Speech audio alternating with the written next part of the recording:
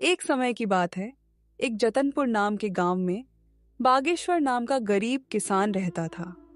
उनके घर में उनकी पत्नी कोमल और उनके 16 साल का लड़का एक साथ रहते थे। बागेश्वर को सिर्फ खेती करने आती थी। उसके अलावा उसने कोई और काम नहीं सीखा था। सही समय पर बारिश न होने की वजह से उसके खेत में फसल ही नहीं होते थे, जिसके कारण परिवार चलाना बहुत कठिन हो रहा था।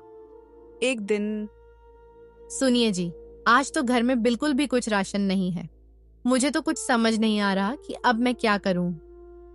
अरे कोमल, तुम चिंता मत करो, मैं कुछ करता हूँ। बस इतना कह के बागेश्वर घर से चला जाता है। रास्ते में हे राम, ये कैसा समय आ गया है प्रभु। मेरे घर में राशन का एक दाना तक नहीं है। चलो, मैं और मेरी कोमल तो भूखे पेट रह लेंगे, लेकिन मेरे बेटे का क्या। मैंने तो केवल खेत में मेहनत करना सीखा है, लेकिन उसमें भी बारिश सही समय पे ना होने की वजह से खेत में फसल नहीं हुई। अब मेरे पास जमींदार से उधारी पैसे लेने के अलावा कोई दूसरा रास्ता नहीं है। बागेश्वर अपने गांव के जमींदार के पास जाता है। जमींदार हीरालाल बहुत शातिर और चालाक किस्म का इंसान है, जो हमेशा हर किसी को बेईमानी से लूटने के बारे में सोचता रहता है। अरे आवा आवा बाघेश्वर भैया, और बताओ कैसे आना हुआ है। क्या बताऊं जमींदार जी, बहुत खराब समय से गुजर रहा हूं। देखिए ना, अब बारिश समय से ना होने पर खेत की सारी फसलें बर्बाद हो चुकी हैं। घर में अनाज का एक दाना भी नहीं है, इसलिए आपसे कुछ पैसे उधार लेने आया हूं। अरे हाँ हाँ भैया, बोलो कितने रुपए चाहिए आपको। ऐसे समय में हम नहीं मदद करेंगे तो और कौन करेगा। बोलो बोलो, कितने दे दूं। आपका बहुत बहुत धन्यवाद जमींदार जी, लेकिन मैं ज्यादा पैसा उधार नहीं लेना चाहता, इसलिए आप ऐसा करें कि 1,500 रुपये दे दीजिए। अरे भैया, ये कैसन बात कर रहे हो। भला 10 से 12 हजार रुपए तो लो। क्या पता आगे चल के कब बरसात होगी और कब समय बदले। जमींदार मन में सोचने लगता है। अरे ससुरा, तुम लोग इतना कम कम पैसा लोगे तो मैं कैसे कमाऊंगा। ज्यादा लोगे तभी है ना, हमें ज्यादा ब्याज मिलेगा। यहाँ बागेश्वर भी सोचने लगा। आखिर अब मैं क्या करूं। वैसे ये कह तो ठीक ही रहे हैं, पता नहीं कब भगवान की हम जैसों पर दया होगी। एक काम करता हूं, 10,000 ले लेता हूं। अच्छा ठीक है, तो जमींदार भाई 10,000 पे कितना तक ब्याज लेंगे आप। देखो बाघेश्वर भैया, 10,000 के 10% प्रति महीना। लेकिन आप तो अपने ही आदमी हैं, आपस में क्या धंधा करें। चलो आप 8% दे देना। हे भगवान, 8% प्रति महीना तो हमारे लिए बहुत ही ज्यादा ब्याज है। ले तो लेंगे, लेकिन चुकाएंगे कैसे। अगर नहीं लूंगा तो मेरा बेटा नकुल भूखा ही रहेगा। चलो ले ही लेता हूं। अगर भगवान की यही मर्जी है तो यही सही। अरे बाघेश्वर भैया, क्या हुआ, क्या सोच रहे हैं। ब्याज के बारे में तो नहीं सोच रहे हैं। हाँ जमींदार भाई, इतना ब्याज कैसे। अरे कोनो चिंता की बात नहीं है। देखिए आप तो अपने हैं, आराम से चुकाइएगा। कहिए क्या कहते हैं। अच्छा ठीक है, दे दीजिए। बागेश्वर उस जमींदार से 10,000 रुपए उधार लेके चला जाता है। चलो अब जल्दी जल्दी बाजार से राशन और नकुल के लिए कुछ खाने को ले लेता हूं। आज मेरा बेटा तो खुश हो जाएगा। बागेश्वर जल्दी जल्दी बाजार से सामान लेके घर के लिए वापस हो जाता है। घर पहुंचते ही कोमल बागेश्वर के हाथ में सामान देखकर खुश हो जाती है और कहती है, अजी, ये सामान पैसे कहाँ से मिले जी। देखो कोमल, मुझे पता है तुम मुझ पर गुस्सा करोगी, लेकिन मेरे पास और कोई चारा भी नहीं था। मैं समझ गई जी, आपने किसी से उधारी पैसे लिए होंगे। पर कोई बात नहीं, मैं भी वही सोच रही थी। लेकिन ऐसे समय में गांव में किसी के पास देने के लिए पैसे नहीं हैं। तो क्या आप जमींदार से उधारी पैसे लेके आए हो? हाँ कोमल, लेकिन तुम चिंता मत करना, भगवान के घर देर है अंधेर नहीं। अभी इस वक्त मेरे बेटे से बढ़ के और कुछ नहीं है। हाँ, आप कह तो सही रहे हो, लेकिन वह जमींदार बहुत चालाक और बेईमान है। वह बहुत ज्यादा ब्याज लेता है और समय पे पैसे ना देने पर खेत या घर छीन लेता है। आपने कितने रुपए उधार लिए? मैंने तो 1,500 ही मांगे थे, पर उसने कम से कम 10,000 या उससे ऊपर लेने बोला, इसलिए मैंने 10,000 ले लिए। सुनो ना कोमल, अब मेरे बेटे के आने का टाइम हो गया है। मैंने ये कुछ सामान लाया है, जाओ सबके लिए कुछ अच्छा सा बना दो। जी, आज तो मेरा बेटा खुश हो जाएगा। इतना कह के कोमल रसोई में चली जाती है। कोमल ने बहुत ही स्वादिष्ट खाना बनाई। खाने की खुशबू पूरे घर में महक रही थी। वाह कोमल, तो अपने बेटे की मनपसंद खीर बना रही हो। दोपहर में नकुल घर आ जाता है। अपना पसंदीदा खाना देखकर वो बहुत खुश हो जाता है। बड़े दिनों बाद बागेश्वर के परिवार में आज सभी के चेहरे पर खुशी थी। माँ, खाना तो बहुत बहुत ज्यादा स्वादिष्ट था। आज तो सच में माँ, मजा आ गया। अच्छा पापा, मेरे दोस्त सोमनाथ ने आज मुझे बुलाया है। कह रहा था कि आज वो मुझे अपने पापा से मिलवाने वाला है, इसलिए मैं वहां जा रहा हूं। 1-2 घंटे में वापस आ जाऊंगा। ठीक है बेटा, जाओ, लेकिन संभल के जाना और संभल के आना, ठीक है? हाँ पापा, आप फिक्र मत करो, मैं अच्छे से जाऊंगा और अच्छे से आऊंगा। इतना कह के नकुल घर से निकल जाता है।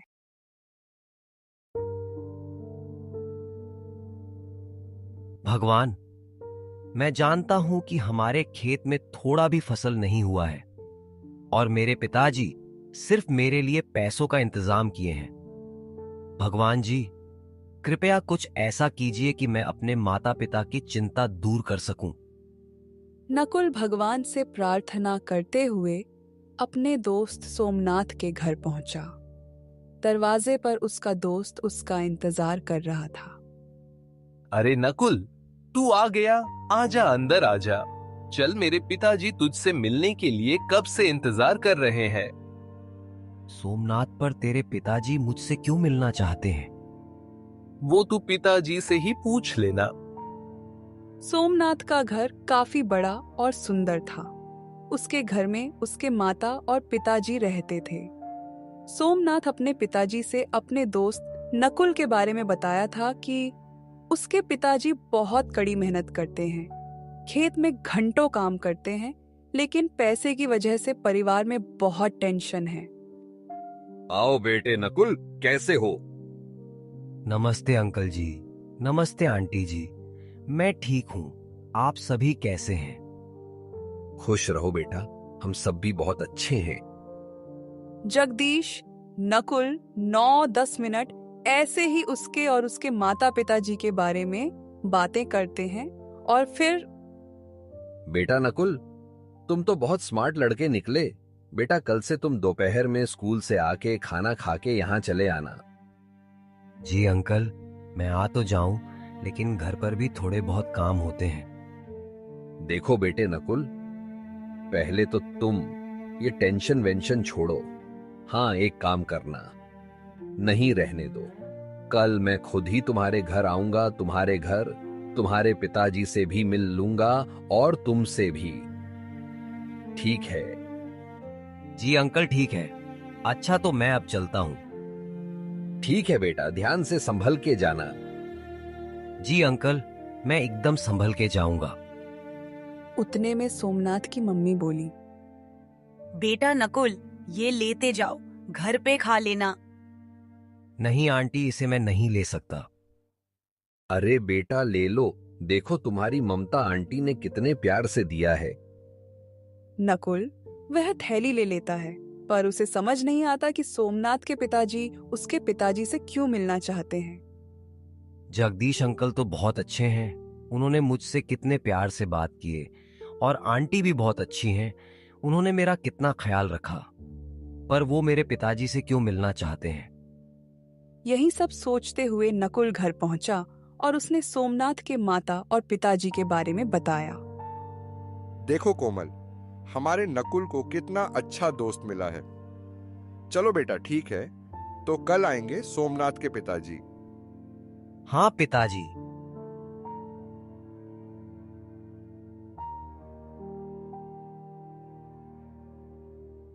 अगले दिन दोपहर में सोमनाथ अपने पापा को नकुल के घर ले आया। अरे बेटा नकुल, घर में नहीं बुलाओगे?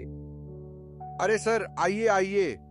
अरे कोमल देखो, हमारे नकुल के दोस्त और उनके पापा आए हैं। कोमल फट से सोमनाथ के पापा के लिए दूध वाली चाय बनाकर ले आती है। चाय पीने के बाद जगदीश जी बागेश्वर जी से कहते हैं, सुनिए बागेश्वर जी, मैं आपसे थोड़ी बात करना चाहता हूँ। जी सर, कहिए क्या कहना चाहते हैं। जी, आप मुझे सर मत कहिए, मैं भी आपका दोस्त जैसा हूँ, इसलिए मुझे जगदीश कह के बुलाइए। अरे अच्छा ठीक है, जगदीश जी बोलिए, आप क्या कहना चाहते हैं। जगदीश बागेश्वर को घर से थोड़ा बाहर ले जाके कहते हैं, बागेश्वर जी, मेरा बेटा नकुल को अपना बहुत अच्छा दोस्त मानता है। उसने मुझे बताया कि नकुल बहुत समझदार और अच्छा लड़का है, पर गरीबी के कारण से वो पढ़ाई छोड़ने की बातें कर रहा है। भगवान की दया से अब जाके हमारा सोमनाथ खुश रहने लगा है, नहीं तो पहले वो सिर्फ अकेला ही रहता था, क्योंकि उससे कोई दोस्ती ही नहीं करता था। अब क्योंकि आपके नकुल के कारण से मेरा बेटा खुश है, इसीलिए मैं उसकी पढ़ाई की फीस भरना चाहता हूँ। आप अब टेंशन भूल जाइए, समझे? बागेश्वर की आंखों में आंसू आ जाते हैं। आपका बहुत बहुत धन्यवाद जगदीश जी, आपने मेरी चिंता दूर कर दी। बस उस दिन से नकुल की पढ़ाई की चिंता दूर हुई। अब नकुल सोमनाथ के घर खेलने जाने लगा था। ऐसे ही एक दिन सोमनाथ के पापा कहते हैं, नकुल, सोमनाथ बेटा यहाँ आओ। वह दोनों जगदीश के पास जाते हैं। बेटा तुम दोनों बताओ, तुम में से कौन शेयर मार्केट के बारे में जानता है? नकुल बेटा, पहले तुम बताओ। अंकल, मैं इसके बारे में पहली बार सुन रहा हूँ, ये क्या होता है? और पापा, मैं बस इतना जानता हूं कि शेयर मार्केट में शेयर खरीदा और बेचा जाता है। अच्छा सुनो, अब कल से तुम दोनों मेरे साथ आधा घंटा बैठोगे। मैं तुम दोनों को अब कुछ सिखाना चाहता हूँ। ये सब के बारे में नकुल को जरा भी समझ नहीं आता है, लेकिन उसको जानने की बहुत इच्छा थी। तो उसने सोमनाथ के फोन पर गूगल सर्च किया, तो जो उसने देखा वो देख के चौंक गया। और फिर अगले दिन अंकल, मैंने गूगल पर सर्च किया था कि शेयर मार्केट क्या है। क्या सच है अंकल कि हम वहां से पैसे कमा सकते हैं?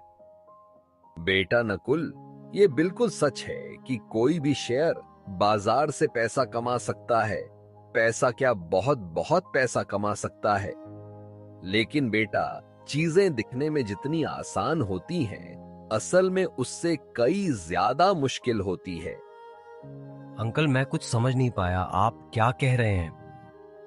मैं ऊपर वाले कमरे में जा रहा हूं, अपने दोस्त को लेकर वहीं आ जाओ, मैं अब सब कुछ वहीं बताऊंगा। ठीक है अंकल। उसके बाद 5 मिनट में नकुल और सोमनाथ ऊपर वाले कमरे में जाते हैं। वहां वो लोग देखते हैं कि एक बहुत बड़ा कंप्यूटर है, एक लैपटॉप है, एक टैबलेट पर बहुत सारे अलग अलग चार्ट खुले हैं। मिनट मिनट में लाल या हरी मोमबत्तियां बन रहे हैं। उन्हें ये सब कुछ समझ नहीं आता, लेकिन नकुल को इतना मालूम पड़ चुका था कि ये शेयर मार्केट कुछ तो है। वो दोनों जगदीश से पूछते हैं, पापा, ये क्या है? मैं आज तक नहीं जानता था कि आपके कार्यस्थल पर इतना बड़ा कंप्यूटर है। दरअसल आपका इतना बड़ा ट्रेडिंग सेटअप है। हाँ सोमनाथ, ये मेरा ट्रेडिंग सेटअप है, मैं यही काम करता हूं। लेकिन बेटा, तुम्हें कभी यहां आने की जिज्ञासा ही नहीं थी, इसलिए हमने भी तुम्हें कभी इस बारे में नहीं बताया। लेकिन अब तुम्हें देख के ऐसा लग रहा है कि तुम्हें ये सब बहुत पसंद आया है और शायद तुम इसके बारे में और जानना चाहते हो। हाँ अंकल, सिर्फ सोमनाथ ही नहीं, मैं भी बहुत उत्साहित हूँ शेयर बाजार के बारे में जानने के लिए। बिल्कुल बेटा नकुल, क्यों नहीं। मैं यही तो तुम्हें और सोमनाथ को बताना चाहता था कि शेयर बाजार की दुनिया बहुत बड़ी है। इसमें अगर महानता हासिल कर ली जाए तो उसकी जेब में हजारों लाखों में हमेशा रहे। अच्छा, तो तुम दोनों अब यहां से जाओ, नीचे खेलो। लेकिन हाँ, कल से मैं तुम दोनों को थोड़ा थोड़ा बाजार के बारे में बताना शुरू करूंगा। पापा, मुझे पता है कि अब मेरा दोस्त इसे सीखने के लिए बहुत उत्साहित है। अब उसका खेलने में मन नहीं लगेगा। उसका क्या, मेरा भी नहीं लगेगा, क्यों नकुल? हाँ अंकल, प्लीज अभी से सिखाना शुरू कर दीजिए ना। वैसे भी अभी कोई जरूरी काम नहीं है, तो हम फ्री ही हैं। बच्चों की अंदर की ये जिज्ञासा देखकर जगदीश मन ही मन खुश हो जाते हैं। लेकिन बेटा, इसे सिखाने के लिए मुझे सोचना पड़ेगा कि शुरुआत कैसे और कहां से करूं। इसलिए शुरुआत तो कल से ही होगी। लेकिन अब तुम दोनों इतना कह रहे हो तो थोड़ी बुनियादी बातें बता ही देता हूं।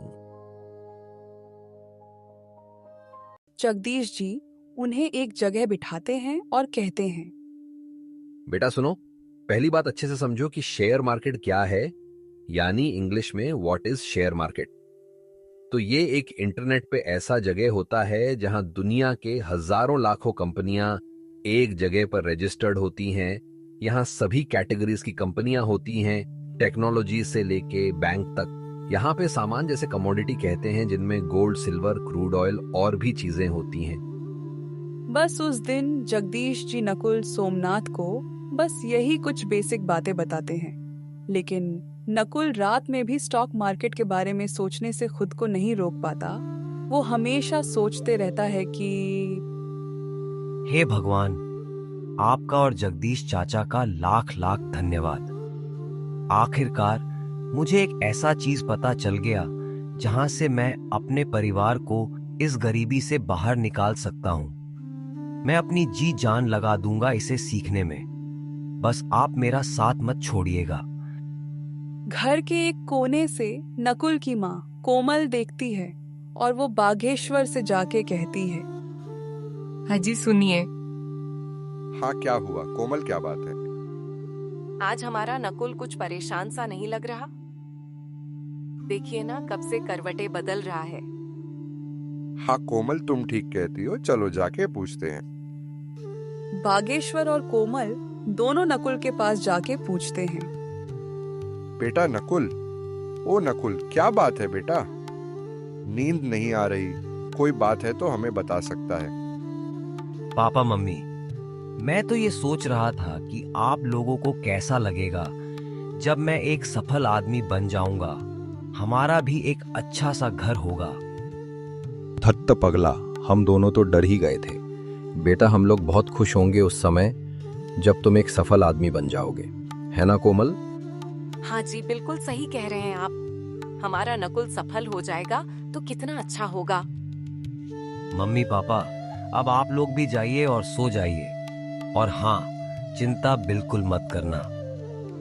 फिर बागेश्वर और कोमल भी सोने चले जाते हैं। अगले दिन नकुल अपने साथ एक कलम और एक किताब लेके बहुत उत्साह के साथ सोमनाथ के घर जाता है। दरवाजे पर उसका दोस्त उसकी राह देख रहा है। तेरा चेहरा देख के समझ आ रहा है कि तेरा मन आज सिर्फ शेयर मार्केट के बारे में सीखना चाहता है ना?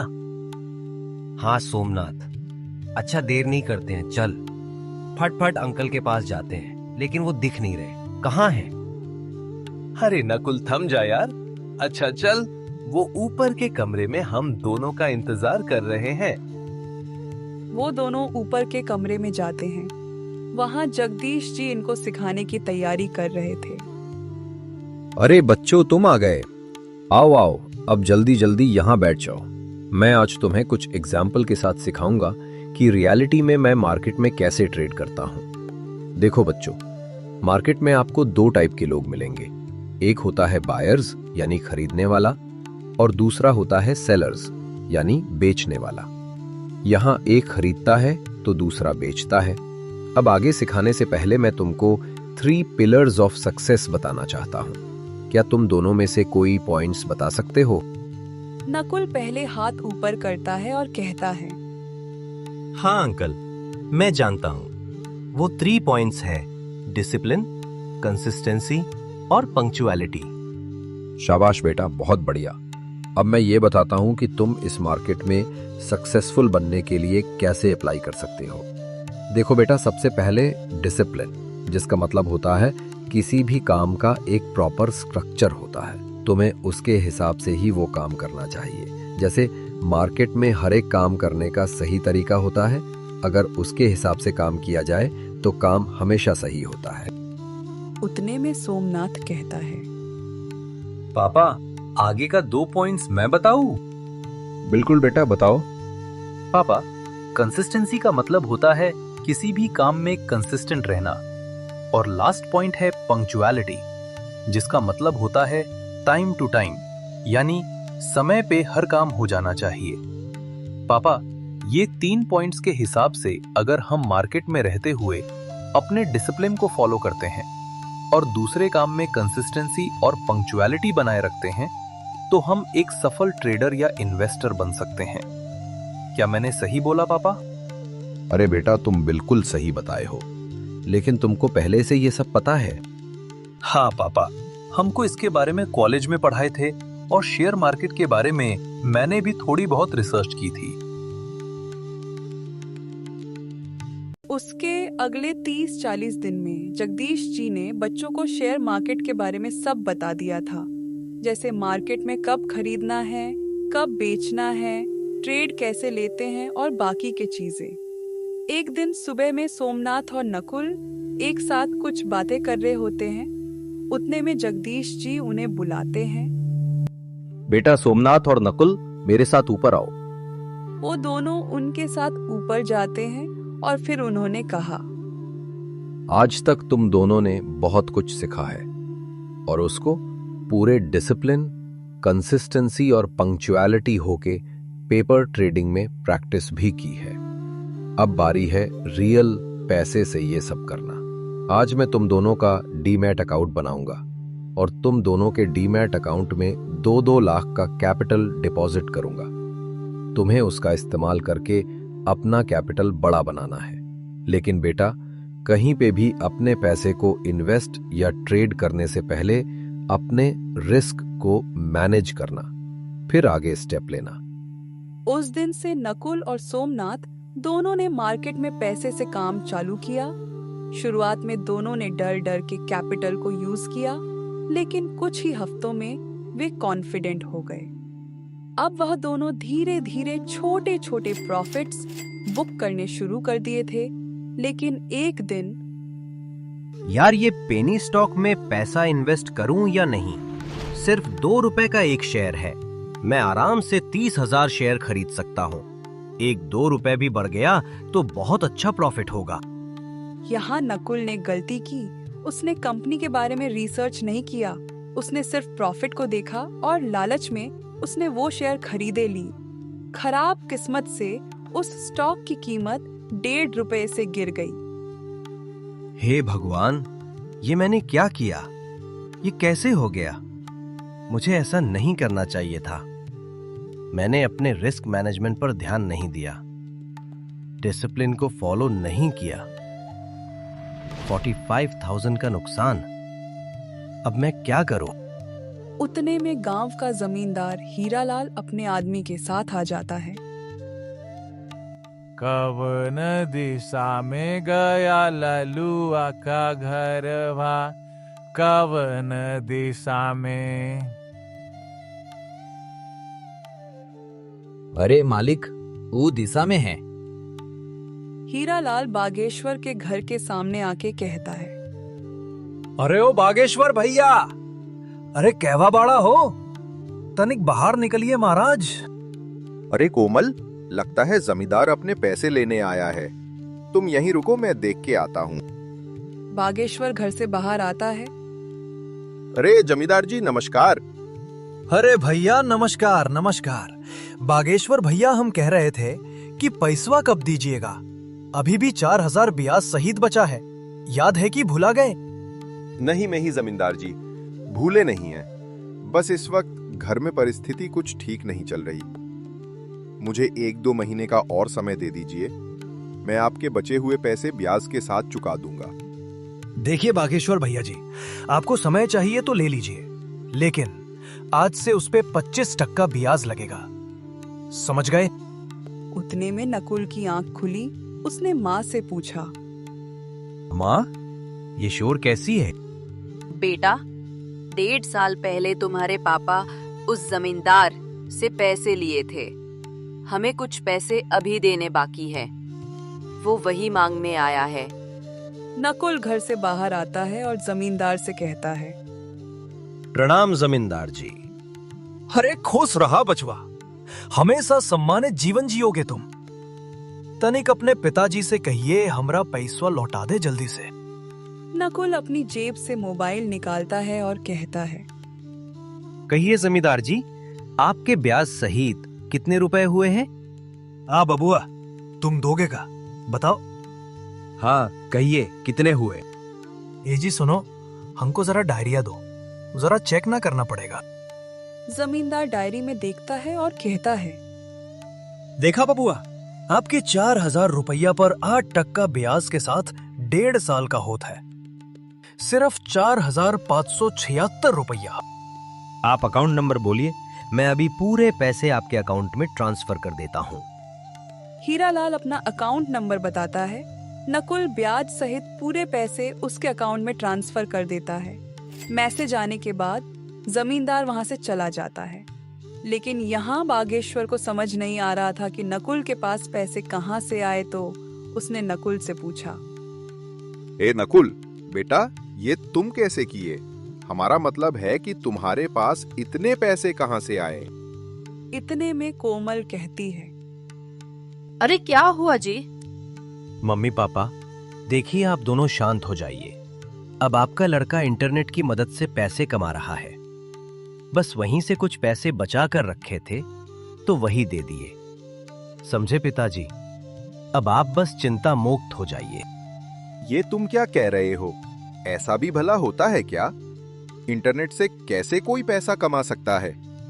पापा, जगदीश अंकल मुझे और सोमनाथ, हम दोनों को शेयर मार्केट में काम कैसे करते हैं सिखाए थे। बस मम्मी पापा वहीं से हम थोड़े बहुत पैसे कमा रहे हैं। लेकिन अब आप लोग अपने सपने सजाने शुरू कर दीजिए, क्योंकि अब हमारा भी समय बदलने वाला है।